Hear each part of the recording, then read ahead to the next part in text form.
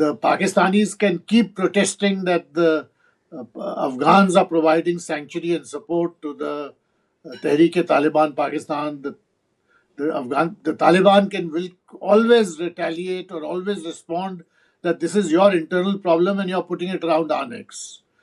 So both of these are entirely consistent narratives with sufficient truth in them to be sustainable.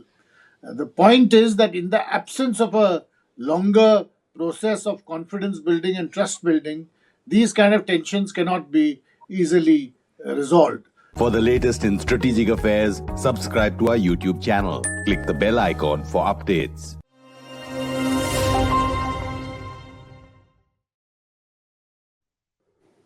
Hello and welcome to StratNews Global. This is Nayanima Basu and you are watching The Gist.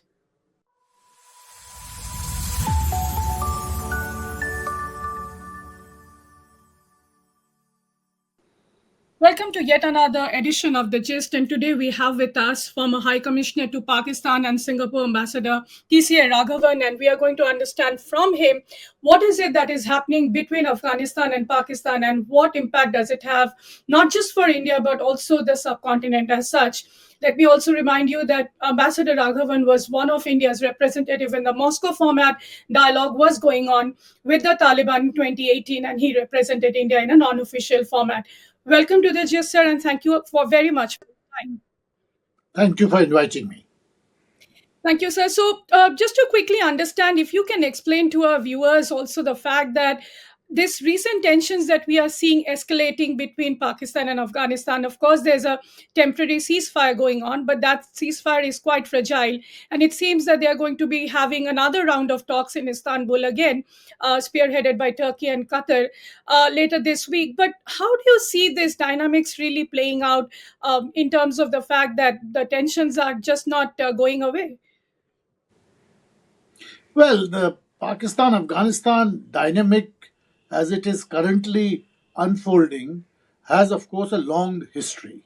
And such frictions, especially on their border, are not new and have been characteristic of the relationship between the two countries from the early 1950s.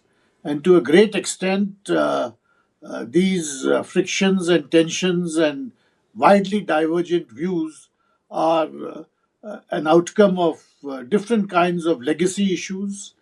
In part, they are also the outcome of the fact that the border, as it is currently constituted, cuts quite indiscriminately through what are, in fact, single tribal conglomerations and single ethnic conglomerations. So these tensions are, in a long-term structural sense, the outcome of these historical, come sociological, political factors. The recent surfacing of these tensions in this particularly intense form is, of course, related to what has happened in Pakistan and also in Afghanistan over the past 2 decades. And especially because of the change in the situation with the coming to power of the Taliban in Afghanistan. Offshoots of the Taliban based in Pakistan, in particular the Tehreek-e-Taliban Pakistan, Right.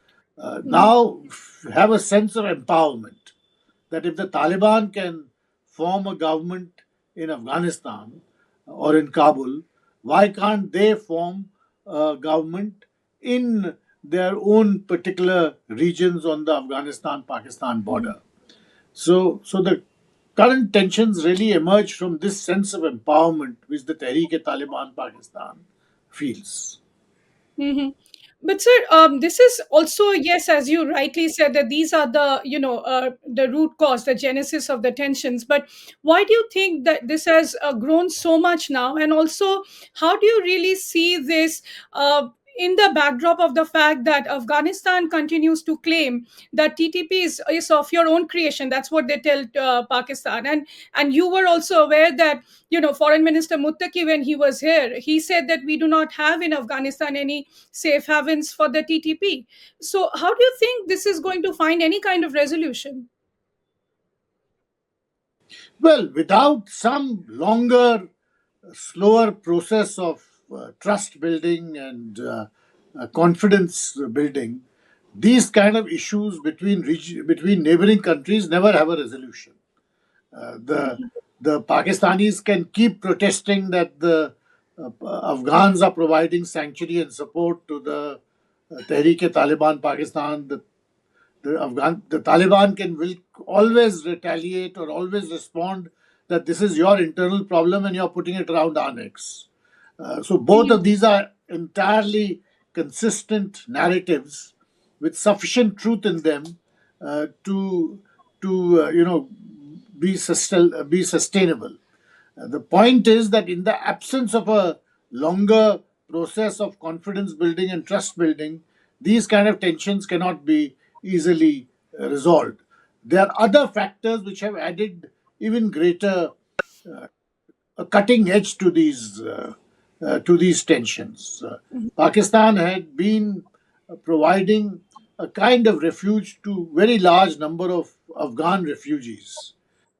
In some accounts, the number till about 3 or 4 years ago was as high as 2.5 to 3.5 million. As these tensions have surfaced and have continued, the Pakistanis have quite systematically been sending very large number of Afghan refugees back to Afghanistan, Mhm. where they face all kinds of issues of suddenly being relocated in a different environment, of livelihood, of jobs, of where they are to live, etc., etc. So this adds another layer of Tension. strategic tension and bitterness to the relationship between the two countries. Mhm.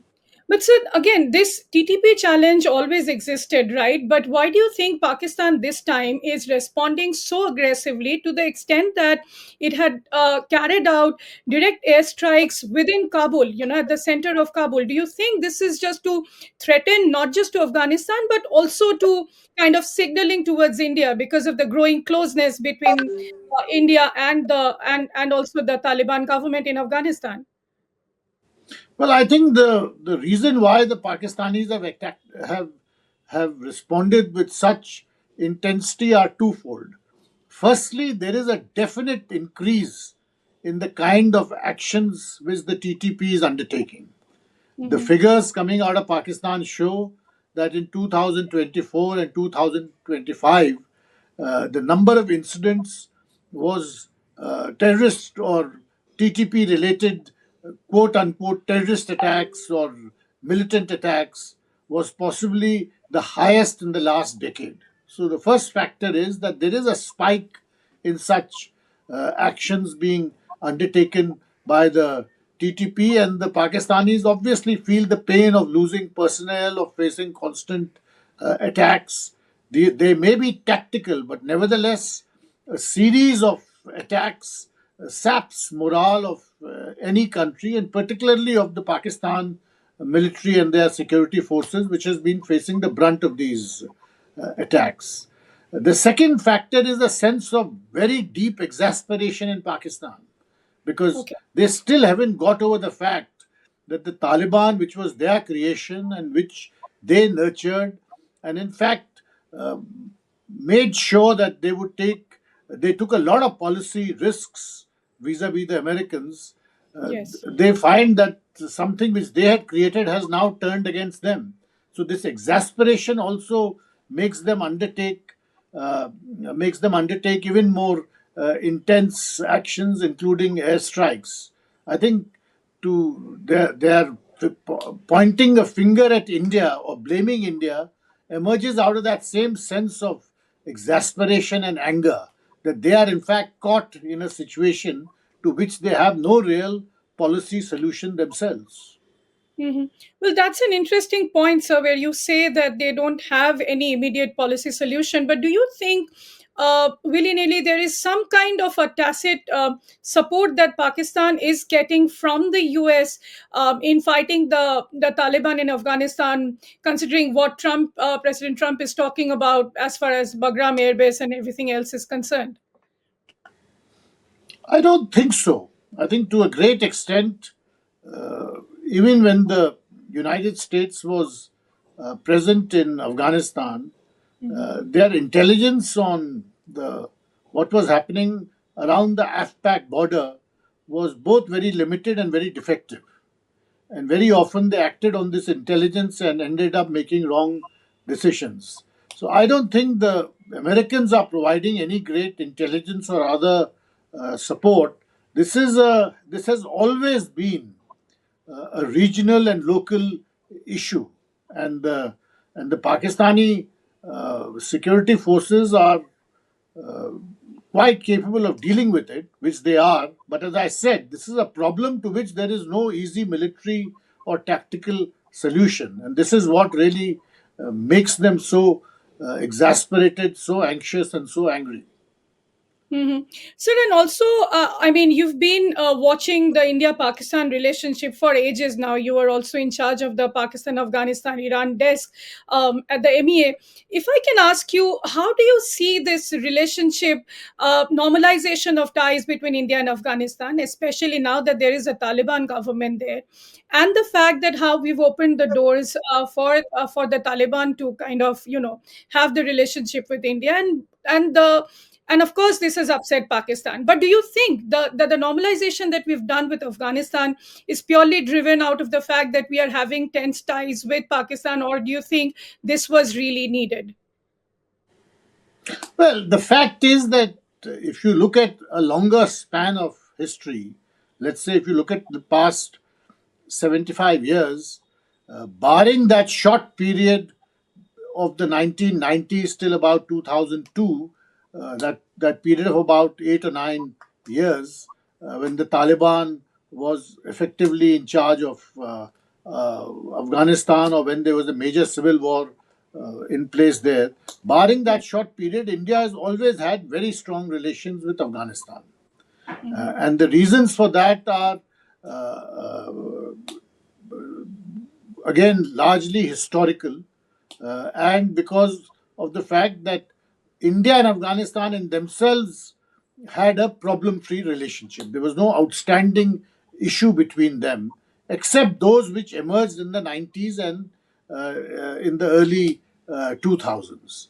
There was certainly an element of realpolitik in both from both sides in this relationship, and this had to do with the India-Pakistan relationship and the Afghanistan-Pakistan relationship. So the fact that both those relationships were so friction-ridden and had such major structural and deep divides, that became an additional factor cementing Afghanistan-India relationships. So that logic continues even now as we see this growing proximity and growing convergence in India Taliban or India Afghanistan relations. So partly it is historical, that partly it is informed by the fact that both of them have very troublesome relations with a common neighbor, which is Pakistan. But sir, last time when Taliban was in power, India was not having any relationship with Afghanistan, although that time also this particular history was there. What was the need this time to go ahead and normalize the ties? I do understand that, people to people linkages and there are other challenges, but how do you analyze it?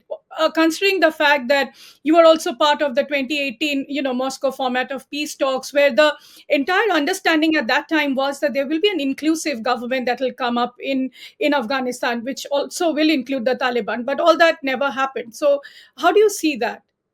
I think by 2018, we had come to the conclusion that it was a mistake to take a position which would preclude having a relationship with Afghanistan. In other words, we had tacitly come to the conclusion that the not having any ties or any relations with Afghanistan because of the nature of the government present over there was a mistake. And to a great extent, that is the correct conclusion. I think by seeing the Taliban in the 1990s as entirely a creature of Pakistan policy, we excluded ourselves from Afghanistan. And this time around, I think the conscious decision was not to end up in that position again, where you box yourself into a policy situation where you are, reducing your own options in dealing with the kind of architecture which there is in Afghanistan. Mhm. But also, sir, do you think now, irrespective of what is happening between India and Pakistan, where we are not on talking terms at all, how do you think we can develop the relationship between India and Afghanistan, considering the fact that, okay, we've got an extension for the Chabahar port, but what about, the fact that the US, we cannot really rely on the US anymore? So how do you think we can take forward this relationship as far as Afghanistan is concerned? Because they will definitely need India and other neighbors to kind of develop themselves and bring the country back on track. See, our relationship with Afghanistan has had a very strong standalone element to it. It is not related to what the US does or doesn't do. It is true that from 2002 till 2021, we were part of an architecture which was set up and controlled by the United States in Afghanistan. But we were part of that architecture. But nevertheless, our relationship with Afghanistan remained standalone because what we were doing in Afghanistan, and which was greatly appreciated by all Afghans, was derived from our own strengths. It had nothing to do with the US because the kind of projects we were executing or the kind of India Afghan cooperation, the different verticals of it, was derived from our intrinsic strengths. So those remain and are not a function of what the US does or doesn't do. And they're also not, to some extent, dependent entirely on having direct access to Afghanistan, which we never had in the past also. I think many Afghans feel that there is a great deal that they can benefit from in a positive interface with India. Particularly, I think the strongest support which we can provide is in human resources development, which is equipping Afghanistan, with greater capacities in education, in civil service, in acquiring technological skills through scholarships for Indian universities. I think that is the one thing which no other country can offer to Afghanistan in numbers which India can. And I think that is the great value they attach to the relationship with India. Right. So now coming to India-Pakistan ties, solely because you've served there, how do you see the recent kind of relationship we are having? Of course, we had Operation Sindoor, which is what we hear is currently on, and there can be another Sindoor 2.0. But how long do you think that we cannot talk to Pakistan, especially now that you are building ties with not just the Taliban, but there is also a Haqqani network, which is completely linked with Pakistan. So, do you think still this stance that we have, terror and talks cannot go together, and having no dialogue at all, is what going to help us? Well, presently we have a zero relationship with Pakistan. There is no relationship at all. Only the bare bones of a formal diplomatic relationship are in place, and this has nothing to do really with Afghanistan. This is the current situation, such as it is, has been there for some time. It is a particularly tense period currently because of the April-May crisis following the terrorist attack in Pahalgam. Uh, but it's not related to other external factors. This is a peculiarly India-Pakistan dynamic emerging out of a major absence of any strategic trust or confidence on either side, and because of the kind of terrorist attack which took place in Pahalgam. But since 2016, the relationship has been deteriorating, and 2019 was one particular low. Since then, uh, at one stage, it appeared that the relationship would stabilize following the ceasefire on the LOC and two or three other developments. And while to some extent there was a stabilization, it is now clear that it was a very fragile kind of stability. And so we are now in the low point of a fresh crisis situation, and there is really no saying how long this will last. But one thing is very clear, that this situation will not go on indefinitely, because, like all other India Pakistan issues, there's always a cyclical pattern. There's never a straightforward linear trend. So this situation will change, but I don't think anyone can reasonably predict when and how it will change. Mhm. So, but I guess this is the longest period when we do not have envoys, high commissioners in each other's capital, right?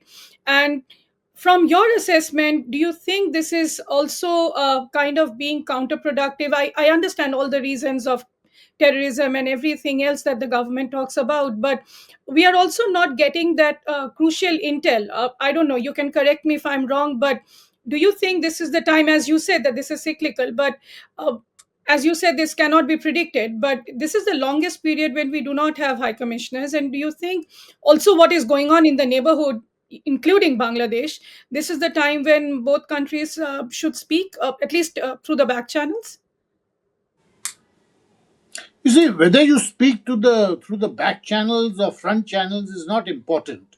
What is Mhm. important is the kind of longer term policy position you are taking. At present, it looks to me, as an outsider, that we are not in a we are not in a we are not in the in a frame of mind of looking at longer term policy positions, but we are really in a short term tactical mode. To a great extent, this is because of the constant threat of further terrorist attacks. Uh, but the fact is that we all know this from experience, that there is no military solution to India Pakistan problems. And at some stage, both countries will have to think about medium and longer term approaches, because the short term, highly securitized approaches are effective, but only effective in the short term. They leave you without a longer term trajectory and direction. Mhm.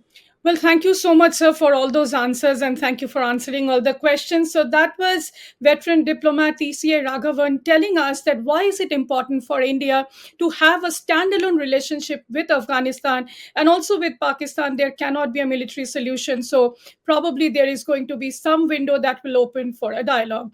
Thank you for watching this interaction on The Gist on StratNews Global.